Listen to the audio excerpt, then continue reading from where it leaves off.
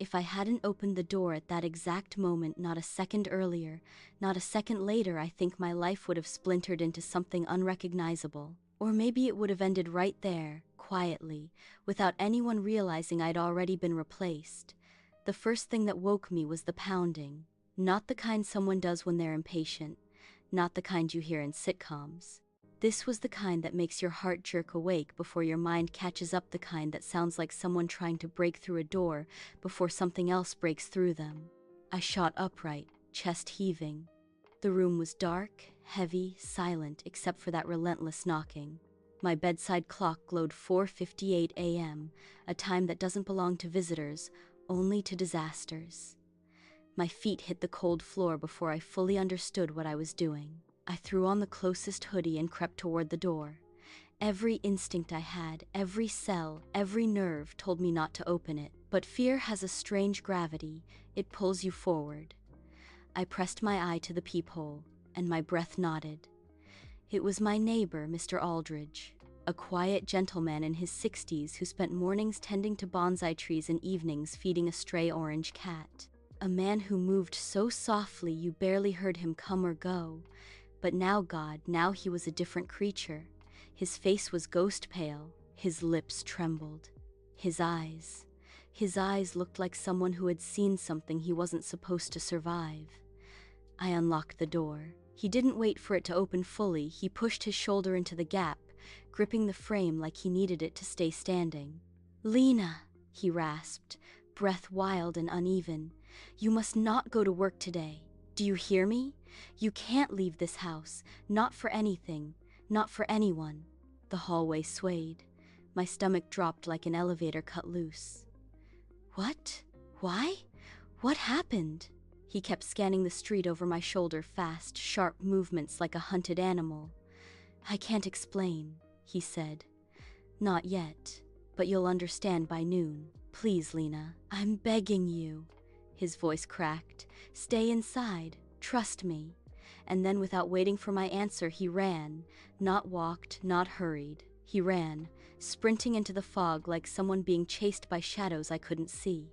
I shut the door slowly, feeling the air change around me, feeling something unseen shift. The room felt different, heavier, like the walls had started listening.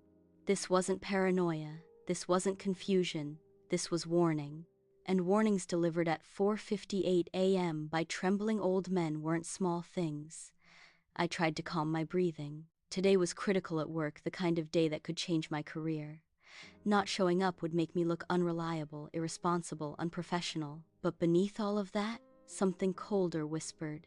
"He knows something, and whatever it is, it's coming straight for you." With fingers that wouldn't stop shaking, I called my boss and said the words I'd never said in 10 years.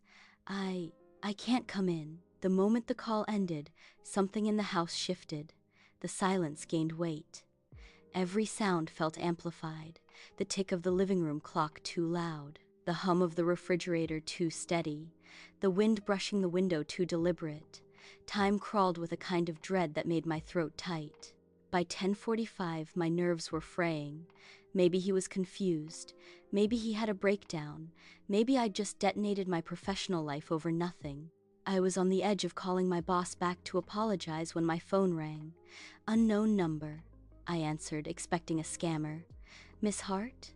The voice was calm, official, cold in a way only trained voices get. "Yes? This is Detective Simmons with the city police. There has been a critical incident at Halstead and Marr this morning." The room tilted, and my heartbeat seemed to vanish. "What kind of incident?" "A violent assault. Several employees were injured." I pressed my fist to my mouth as fear crawled up my spine. "We have security footage of a vehicle registered to you arriving at 8:03 a.m. Your ID badge was scanned at the main entrance." My vision blurred. "That's impossible. I never left my house. I wasn't there." A pause, longer than necessary, heavy. "Miss Hart, can anyone verify that?" My eyes swept across my empty home, the silent rooms, the still air. "No," I whispered. "I live alone."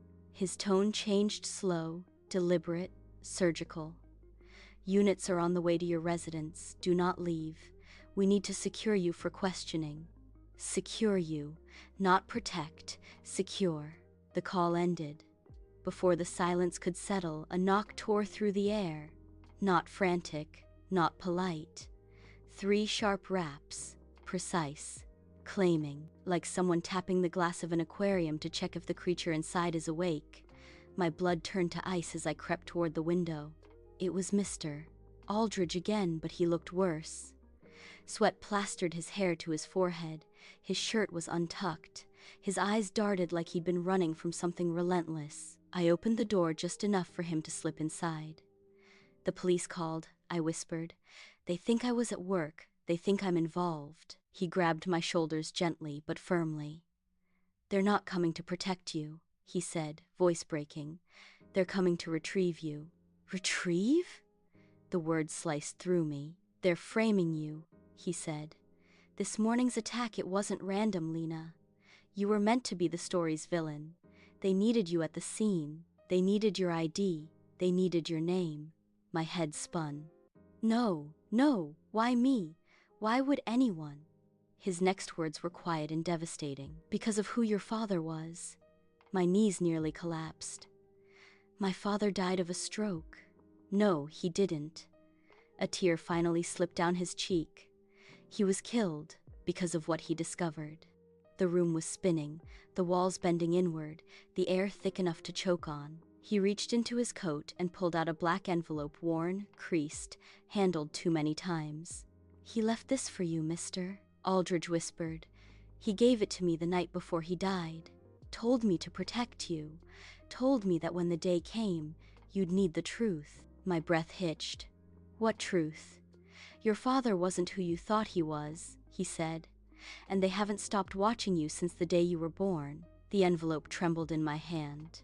And outside, in the distance, the low growl of engines began to rise, a sound that promised the world as I knew it was about to end.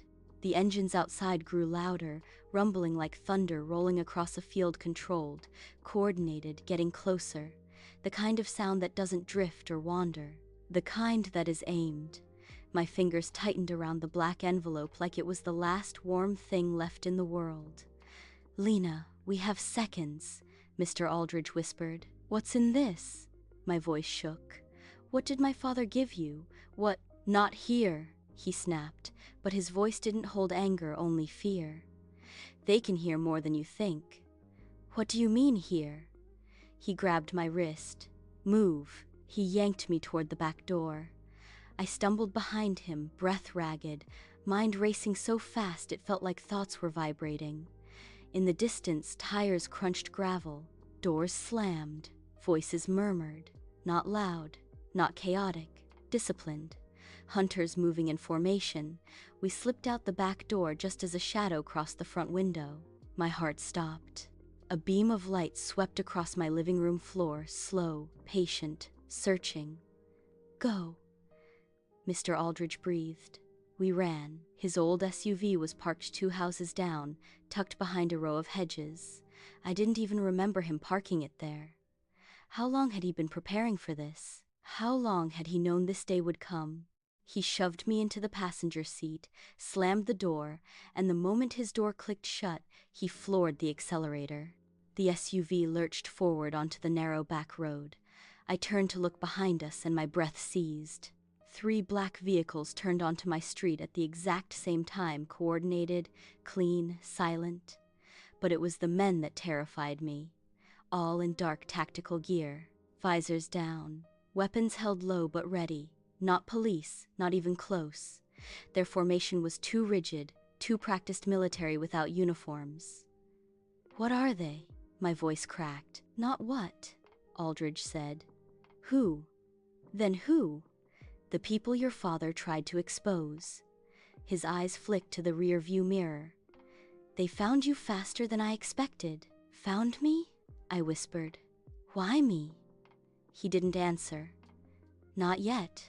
We sped down a narrow road that cut through the woods. The SUV bounced violently over potholes, branches scraping the sides like skeletal fingers. Finally, when the engines behind us faded into distant echoes, he slowed, not stopping, just enough to breathe. Open the envelope, he said. My hands trembled as I slid my thumb under the seal. Inside was a single sheet of paper, folded once. My father's handwriting, but beneath it something else. A small metallic card, no larger than a hotel key, etched with a red symbol I didn't recognize. It pulsed faintly like it was alive. What is this? That, Aldridge said, eyes locked on the road, is the reason you're still breathing. The letter was short. Too short, Lena. If you're reading this, it means I failed to stop what's coming. You must trust Aldridge. Do not trust the people who claim to retrieve you. You are not in danger because of anything you did. You are in danger because of what you are. There is something you were never told. Something I didn't have the courage to explain while I was alive. Forgive me. Find the vault. It holds the truth and proof. Do not let them rewrite your life. Dad. The last line blurred through my tears. What I am? The words tore out of me. What does that mean? What aren't you telling me? Aldridge finally pulled over on a dirt road that cut into the forest. He turned off the engine. For a moment, the world felt too quiet, the kind of quiet that makes your pulse feel loud. He turned toward me. Your father wasn't an accountant, Lena. That was the cover the initiative gave him. My skin went cold, numb. Cover for what? He was working inside a covert biogenetics division, one that doesn't officially exist, one that has no name on paper, one that has the power to erase people, histories, and entire bloodlines. My heart hammered. What does that have to do with me? He hesitated, and that hesitation terrified me more than anything else. You didn't think it was strange, he said quietly, how you've never had a major illness, never been hospitalized, never had the flu, infections, anything? Not even as a child? I thought I was just lucky. You're not lucky, Lena. His voice was slow, weighted. You're different. The world narrowed around me. What do you mean different? You weren't supposed to grow up outside their control. You weren't supposed to live a normal life. Your father stole you from them. I stared at him, unable to form words, unable to breathe. Stole me? He nodded. Your father discovered the initiative was experimenting with genetic modification, but the truth was far darker. They weren't making enhanced humans. They were identifying naturally occurring anomalies. Anomalies? I whispered. You.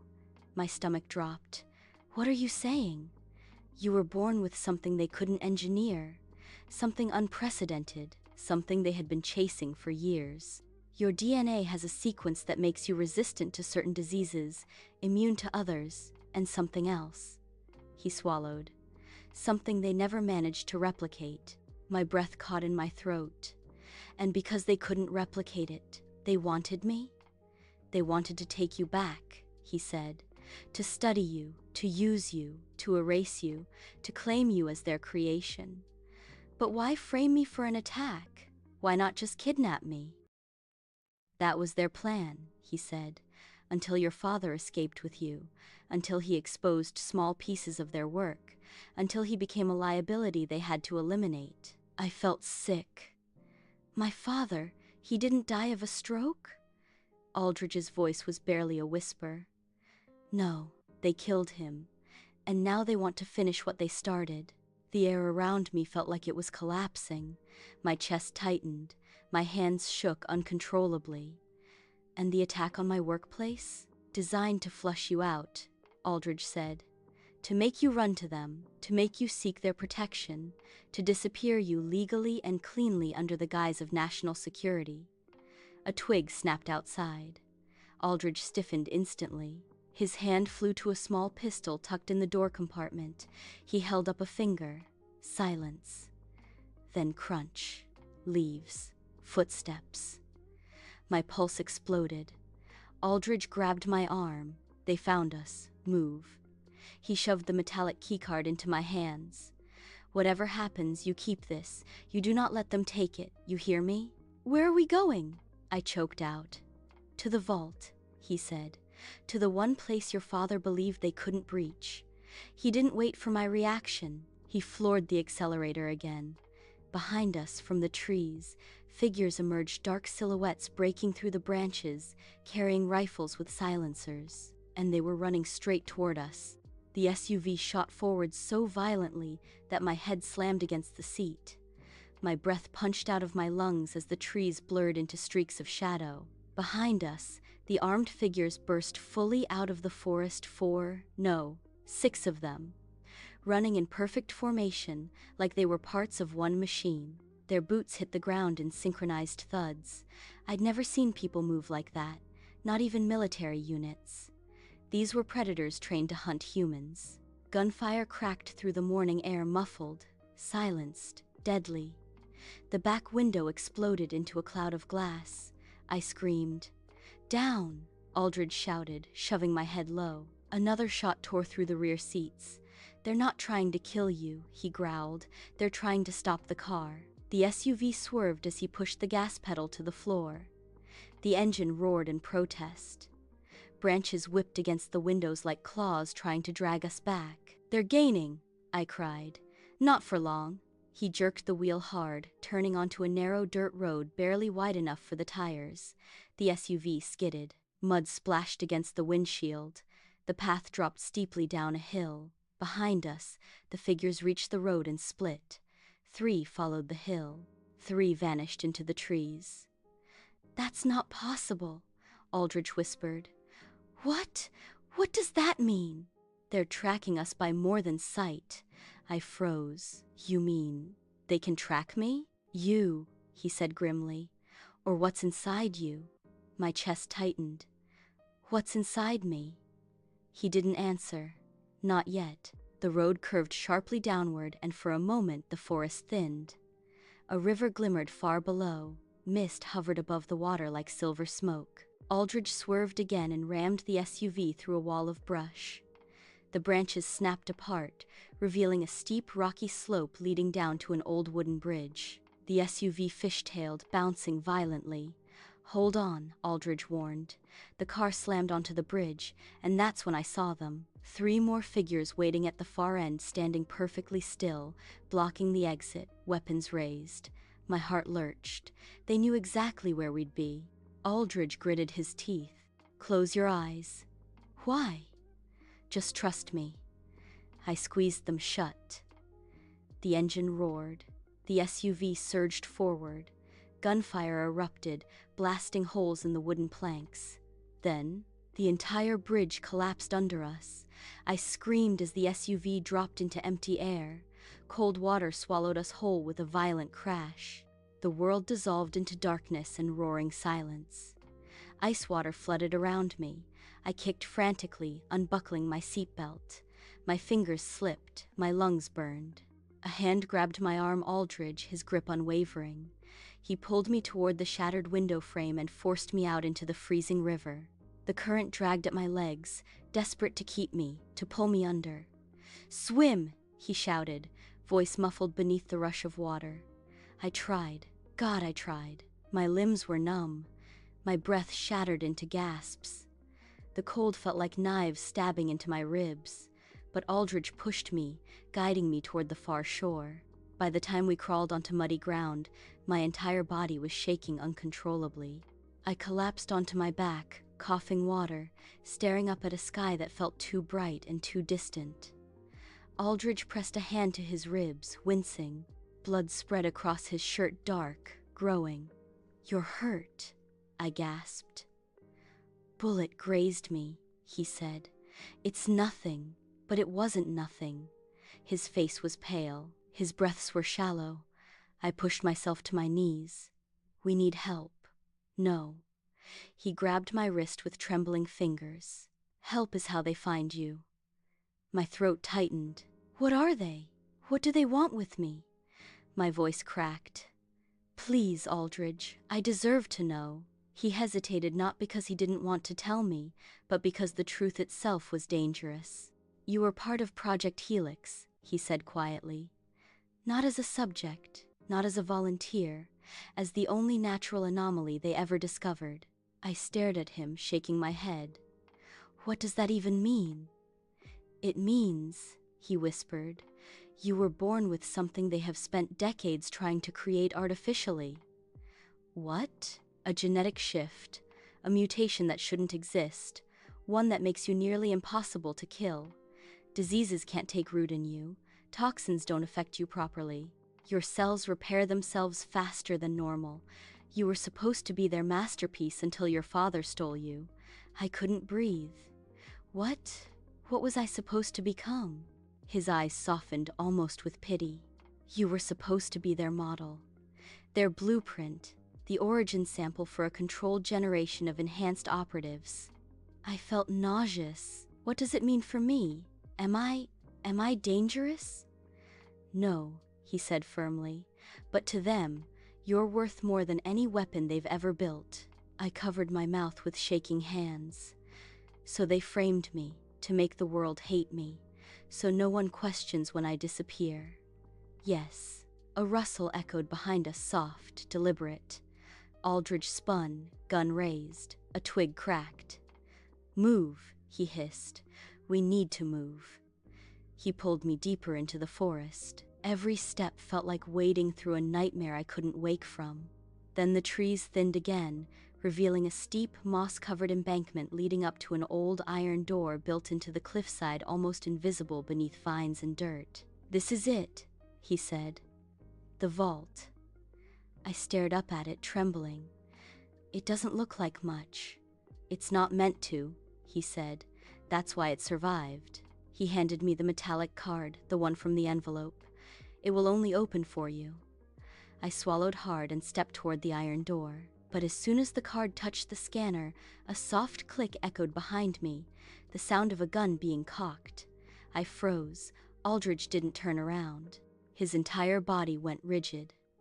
Don't move, Lena, he said quietly. From the trees behind us, a woman stepped into view, tall, dressed in black tactical gear, her pistol leveled at Aldridge's spine. Her voice was calm, controlled, and horrifyingly familiar. Hello, sister. The world stopped. I turned slowly. Sister? I whispered. She smiled a cold, sharp smile that didn't reach her eyes. You didn't think you were the only one, did you? My knees weakened. What? What are you talking about? You and I were born on the same day, she said, in the same lab, out of the same program. You were Variant 1, I was Variant 2. My jaw trembled. That's not possible. Isn't it? She tilted her head slightly. Why do you think they let you escape? Why do you think you lived a normal life? While I trained for the day I would retrieve you? Retrieve, I whispered. Not save. Her smile widened. No, never save. She shifted her aim directly at me. Aldridge moved instantly, stepping between us. Over my dead body, he growled. The woman's finger tightened on the trigger. That, she said, can be arranged. The moment her finger tightened on the trigger, the world seemed to hold its breath. Aldridge didn't move. He didn't flinch. He stood between us as if rooted to the earth, as if the only thing keeping him alive was his refusal to step aside. The woman, my alleged sister, looked almost amused by his defiance. Aldridge, she said softly, you were supposed to deliver her, not protect her. His hands tightened around his gun. You trained me, he said, but you never understood me. And you never understood your place, she replied. Her eyes flicked up, locking with mine. Do you know why they want you alive, Lena? Her tone was too calm, too steady, too confident for someone pointing a gun. She didn't care about Aldridge. She wasn't threatened by him. That terrified me more than the weapon in her hand. Because of my DNA, I whispered. Because of Project Helix. She shook her head slowly. That's what they told you. That's what they told him. That's what they told everyone. A slow, cold smile spread across her face. But the truth is worse. Far worse. My stomach twisted. Aldridge's voice dropped to a growl. Don't you dare. But she continued anyway. You weren't just naturally different, Lena. Her voice softened, almost like she was telling an intimate secret. You were made different. I stumbled backward, nearly tripping on the uneven ground. No, I breathed. Aldridge said I wasn't engineered. Aldridge's jaw tensed. I told you what I knew. And what you knew, she said, was only half the truth. Her eyes shone with a strange, unsettling affection. You and I are the only successful helix twins ever produced, the only ones who survived infancy. They created us to be opposite ends of the same spectrum. Opposite? I whispered. She nodded. You were designed to heal. I was designed to kill. The words hit me like a physical blow. That's why they kept me, she said. Trained me, shaped me. I became everything they needed, a weapon that never misfires, a shadow they can send anywhere. And you, her lips curved. You were the variable they couldn't control, the anomaly that refused to bend. My pulse hammered so loudly I thought she might hear it. If you're my sister, I whispered, why are you doing this? Her face softened just a fraction. Because this is what I was built for. Aldridge's voice shook with fury. They lied to you. Maybe, she said, but lies made me stronger. She adjusted her grip on the gun. You don't understand, Lena. The initiative doesn't just want you back, they need you back. Your DNA contains the sequence that stabilizes me. I blinked. What? If you die, I die, she said calmly. If you break, I break. Our lives are connected at the molecular level. Our blood mirrors each other's mutations. The air around us seemed to freeze. I suddenly understood the danger not just to me, but to her. If they want you alive, I said, why are you pointing a gun at me? Her smile returned, sharper this time.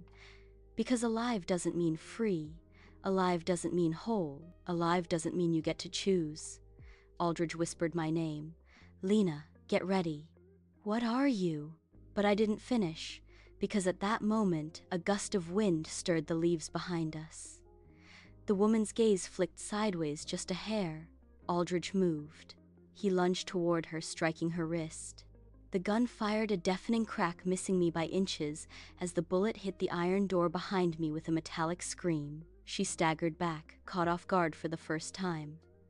Aldridge! I screamed. He shouted, "Get the vault open!" I scrambled toward the scanner. My hands shook so violently I nearly dropped the keycard.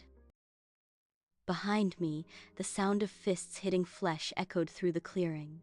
Grunts, struggles, branches snapping under violent movement. The scanner beeped. A delay. Too long. "Hurry!" Aldridge cried out. The woman slammed him against a tree. His breath burst out of him in a painful gasp. I slapped my palm against the scanner. A flash of red. Access granted. The heavy iron door groaned, gears grinding, metal shifting. I grabbed Aldridge's arm. "We need to go," but he pushed me backward into the open vault. "No," he said, breath ragged. "You go. I'll hold her." "Are you insane? You'll die!"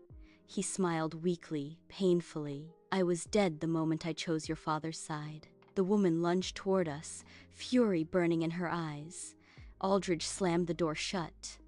"No!" I screamed. The last thing I saw was her fist connecting with his jaw as the door sealed with a bone-rattling clang. Darkness swallowed me. Silence, then a soft mechanical hum. Lights flickered on overhead, cold, bluish-white, revealing a long corridor lined with servers, crates, old metal cabinets. Dust floated in the air like ghosts stirring awake. This was the real vault. My father's vault. The thing they'd killed him for. My footsteps echoed off the steel floor. At the end of the corridor stood a glass enclosure. Inside it sat a terminal console and a single leather book, worn, cracked, familiar. My father's journal. My hands shook as I lifted it. His handwriting filled the pages, frantic scribbles, diagrams, DNA sequences, notes written at odd angles like he'd been racing time. Then the final page. "Lena, my brave girl, you were never their experiment. You were their cure, their failsafe. The one flaw in their design that they could never replicate." A tear slipped down my cheek. "You and your sister share a bond deeper than blood, but it is not a curse, it is the key. She is not your enemy, she is their prisoner. If you destroy the system, you free her. If you surrender yourself, she becomes your executioner. Choose the world you want to save. I loved you both. Forgive me, Dad. I sank to my knees. My sister wasn't hunting me because she wanted to. She was hunting me because the initiative owned her, controlled her, poisoned her entire life with lies. Free her, or doom her. The terminal beside me lit up. 2 options glowed on the screen. Acquisition protocol, return to containment. Preserve initiative authority, revelation protocol. Release all Helix files to the world. Expose everything. Collapse the initiative. If I chose acquisition, I'd save myself. And lose the world. Lose Aldridge. Lose my sister to their control forever. If I chose revelation, every truth would burn across the globe. The initiative would collapse, and they would come for me with everything they had left. But my sister, my stolen twin, would be free. I pressed my trembling hand to the glass. My choice, I whispered, not yours. Then I hit Revelation Protocol. The vault trembled, lights flared, the servers roared to life like awakening beasts. Data streamed through the air, encrypted files, genetic sequences, classified experiments, names of leaders, financial trails, everything my father died to protect. My father's voice echoed in my memory. Don't let them rewrite you, sirens blared outside. The door shuddered under heavy blows. Then I heard her voice muffled, furious, breaking. Lena, open the door! My chest tightened. She wasn't commanding me. She was begging. The door finally cracked open, just enough for her to slip inside before it slammed shut again. Her eyes were wild, fear, anger, loss. I couldn't tell. You destroyed everything, she shouted. Everything they built. I stepped forward. No, I said gently. We destroyed everything they stole. Her breath trembled. They'll come for us. I know. They'll hunt us. I know. She stared at me, really stared like she was seeing me for the first time. What are we now? She whispered. I lifted my hand. Free. For the first time, she didn't smile coldly. She cried. And when the vault lights flickered from overload and the sirens grew nearer and the world outside collapsed into chaos, she grabbed my hand. Then let's run, she whispered. For the first time in her life, she made a choice. Not for them, not for the initiative, not as a weapon, as my sister. And together, we stepped into the smoke-filled night, 2 experiments, 2 survivors, 2 halves of a story rewritten in fire, ready to finish what our father started. Because this wasn't the end. It was the beginning of a war they never expected. And this time, the truth was on our side.